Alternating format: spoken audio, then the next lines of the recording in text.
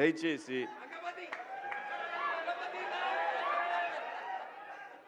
ఇంకో విషయం చెబుతున్నా, అమ్మాయిలు హీరోయిన్లు ఈ బట్టలు పెడితే వేసుకొని పోతే మనమే దరిద్రం అనిపించాల్సి వస్తమ్మా. ఏమనుకోవద్దు, హీరోయిన్లు అందరూ మీరు అనుకున్నా నాకు పోయేది లేదు, లాగి పీకుతాం మనం, అది వేరే విషయం. కానీ మీ అందం చీరలోనో, మీ అందం నిండుగా కప్పుకునే బట్టల్లోనే ఉంటుంది తప్పితే సామాను కనపడే దాంట్లో ఏముండదమ్మా.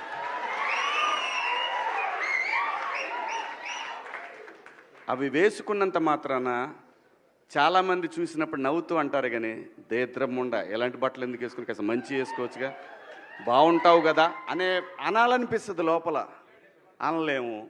అంటే మళ్ళీ స్త్రీ స్వాతంత్రం లేదా, స్వేచ్ఛ లేదా. స్త్రీ అంటే ప్రకృతి, ఎంత అందంగా ఉంటే అంత గౌరవం పెరిగిద్ది. ఈ ప్రకృతి అద్భుతంగా ఉంటుంది. అలాగే స్త్రీ మా అమ్మ చక్కగా ఎప్పటికీ గుండెల్లో కనపడతా ఉంటుంది, ఒక సావిత్రమ్మ కానీ, ఒక సౌందర్య కానీ. అలాగే ఈ జనరేషన్లో ఇంకా చాలామంది, రష్మిక, చాలామంది అమ్మాయిలు ఉన్నారు.